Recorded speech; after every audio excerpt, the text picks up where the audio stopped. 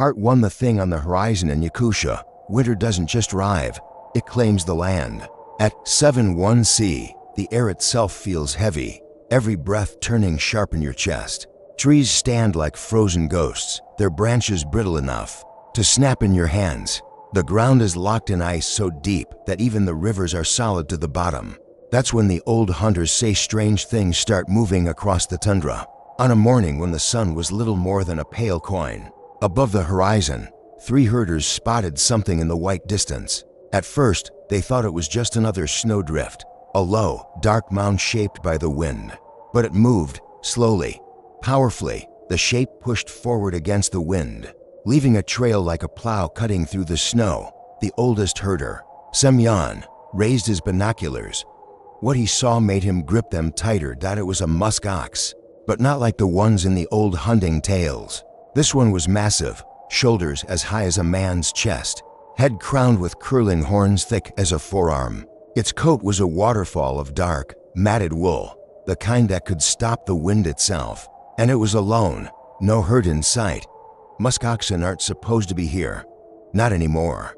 They once roamed Yakutia in great numbers, but the last wild herds had vanished decades ago. Some were reintroduced, but few ever survived the winters this far inland. Yet here it was, walking straight out of the white like it belonged. The men didn't approach, not at first. At that size, a musk ox could crush a person under its hooves without slowing, and in a cold like this, even the smallest injury could be a death sentence. But the animal wasn't charging. It was moving slowly, head low, each step deliberate. It looked tired. Then they saw the frost on its muzzle, the way its sides heaved with each breath. The ox wasn't wandering, it was surviving. Semyon knew the danger. A starving musk ox might charge without warning, driven mad by hunger. But if this one was still alive in 7-1C, it was also a living legend, the biggest they'd ever seen. By the time the animal drew close enough to see its eyes, the wind had died into a heavy stillness. The musk ox stopped, stared at them for a long moment, and then turned away, not running, just moving like it had somewhere it needed to be. That's when Semyon decided they would follow. Part 2. Into the white. 3 men didn't waste time. In weather like this, daylight was short, and the cold always hunting for its first mistake. Semyon led the way, his fur hood stiff with frost, eyes locked on the dark hump moving in the distance. Behind him, Ivan and Pyotr trudged through knee-deep snow, their breath trailing like smoke from a fire about to go out. The musk ox moved with slow, grinding power, each step breaking through the crust of snow, revealing the hard ice beneath. Its thick coat swayed with every stride, rimed with frost that glittered under the pale sun. From a distance, it looked invincible, a living fortress of wool and horn. But Semyon knew better. Any animal alone in this wasteland was on borrowed time. He guessed it was heading toward the river gorge, where the wind was less brutal, and the snowpack sometimes hid scraps of winter grass. If the ox could find food there, it might survive. If not, well, the tundra didn't forgive. They followed its tracks across the frozen flats, the prints deep and wide, the ice cracked at the edges from the weight. Once, the musk ox stopped and turned its massive head, steam curling from its nostrils. The men froze. At 30 paces, those horns looked like twin scythes. But after a long, silent moment, the animal turned away again, trudging on. The wind began to pick up, first a hiss, then a low moan across the flats. Semyon felt it in his bones, the shift before a blizzard. He glanced at the sky. The horizon was already disappearing into a gray wall. They had maybe an hour before the white closed in. "Keep your eyes on its back," he called to the others. "If we lose it, we lose the way." The musk ox pressed forward into the growing wind. Snow swirled around its legs, blurring its outline. The men leaned into the gusts, their footsteps vanishing behind them as if the ice was erasing their trail. Soon, the world was reduced to 2 things, the heaving shape of the musk ox ahead and the endless, churning white. The cold deepened. It slid under coats, found its way into boots, numbed fingers through thick mittens. Pyotr began to lag, muttering curses into his scarf. Ivan kept pace, but his eyes were red from the stinging snow. Only Semyon seemed locked in, his gaze fixed on that dark, moving bulk ahead of them. Then the blizzard hit. The sky dropped to the ground in a single breath. Snow roared sideways, filling their hoods, plastering their faces. The muskox vanished. In an instant, swallowed whole by the storm, Semyon shouted, but the wind tore the sound from his mouth. They could barely see their own boots. The temperature fell so sharply, it felt like knives sliding between their ribs. They huddled together, backs to the wind, trying to find any sign of movement ahead. Somewhere out there, the muskox was still walking, or maybe it had stopped, or maybe it was already down. The white gave no answers. Semyon made a choice. "We move," he shouted into the gale. "Follow the trail until it's gone." They stumbled forward, heads down, scanning the ground for the deep prints. For a while, they found them, half filled with blown snow. Then even those were gone, erased as if the animal had never passed this way. The wind howled louder, bending them forward. Ivan's scarf came loose, frostbite biting his cheek in minutes. Pyotr's mittens were crusted white, fingers stiff. Semyon could feel his own legs turning heavy, as though the cold was filling them with ice. And then, through the swirling white, a shape loomed, dark, solid, immense. The muskox, standing broadside to the wind, head lowered, eyes half closed. Against the storm dot without thinking, Semyon waved the others closer. The animal didn't charge, didn't move. It simply stood, its massive body blocking the wind. In the lee of its bulk, the air was calmer, the snow less blinding. The men pressed in, crouching against the beast's flank. They could feel the radiating warmth through their coats, faint, but enough to keep their hands from going dead. The muskox snorted, but didn't move away. Maybe it knew they weren't a threat. Maybe it simply didn't have the strength to care. They stayed there, hidden in its shadow, as the white raged around them. Part 3. The beast leads the wave. Storm didn't break. It deepened. Snow poured sideways in an endless stream, the wind driving it like nails into their hoods and collars. The muskox stood unmoving for a long while, its massive frame a wall between the men and the worst of the gale. Every so often, it shifted its weight, shook its head, and exhaled great clouds of steam that froze instantly in its beard-like fur. Semyon knew they couldn't stay still forever. In cold like this, standing in place was a death sentence. The body would quietly give up, and you wouldn't know until your knees folded under you. He leaned toward the ox's flank, studying its posture. The animal wasn't sheltering here out of fear. It was waiting for a lull. When it came, the change was barely noticeable. The wind scream softened to a hoarse roar. The ox lifted its head and took a step forward, pushing through the snow as if nothing in the world could stop it. Semyon motioned to Ivan and Pyotr. "We follow." The three men fell in behind. The animal moved steadily, its great hooves breaking a path through drifts that would have swallowed them waist deep. The trail it cut was narrow but clear, a trench in the white chaos. They trudged in its wake for what felt like hours. There was no sense of distance here. The world was reduced to the dark bulk of the ox, the endless hiss of snow, and the pounding of blood in their ears. The men's mittens froze stiff, their eyelashes crusted into a single sheet of ice. They kept moving because the alternative was to stop, and stopping was not an option. Gradually, the ground beneath their boots began to slope downward. Semyon recognized the change immediately. "Gorge," he shouted. The muskox knew it too. It moved faster now, head swinging side to side, nostrils flaring. Somewhere below, the wind would be weaker and the snow less blinding. The descent was treacherous. The slope was hidden under smooth snow, and more than once Ivan slipped, sliding down on his side until his boots hit something solid.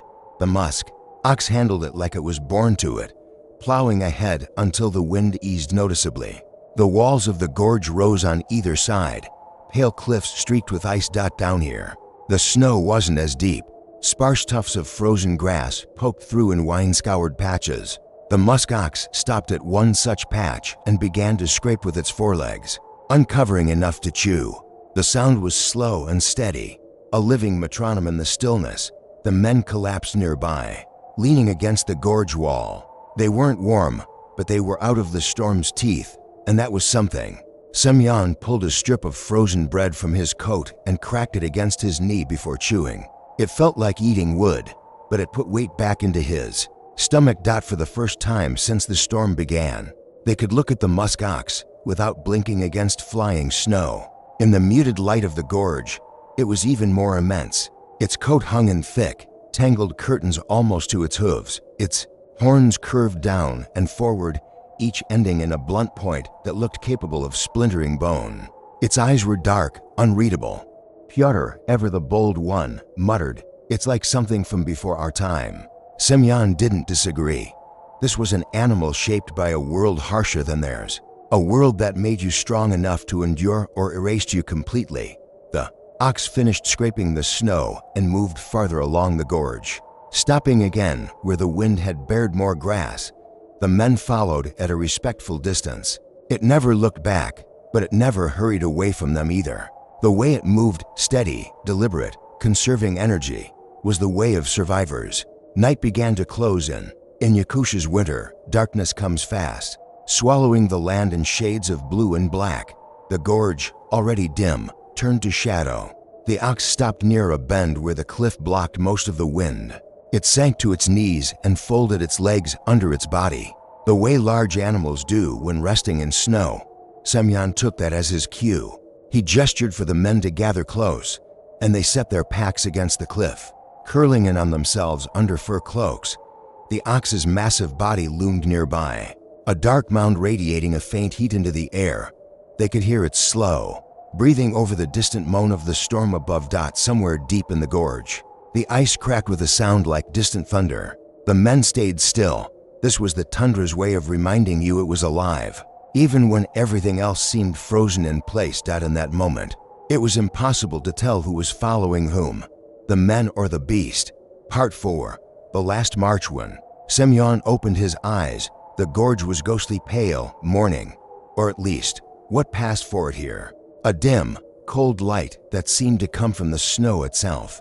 The storm above had eased, but the wind still prowled along the cliffs in restless bursts. The musk ox was already awake, standing broadside to the breeze, frost thick on its beard and lashes. The men moved stiffly. Every joint felt carved from wood. Their boots were crusted with ice, their mittens like slabs of frozen hide. They ate in silence, hard bread, a sliver of dried fish, chewing slowly to coax life back into their jaws. Semyon scanned the gorge. "We can't stay. The cold here will eat us piece by piece." The musk ox turned its head as if it had heard him. Then, without warning, it began to climb the far slope, not charging, not forcing its way, but picking its path with deliberate care. The men exchanged a look and followed. Climbing out of the gorge was like hauling themselves through the throat of the earth. Snow clung to their shins, wind clawed at their backs, and the cold seeped deeper the higher they went. But when they reached the rim, the sky was open, a hard, steel-gray dome stretching to the horizon. They could see for miles now.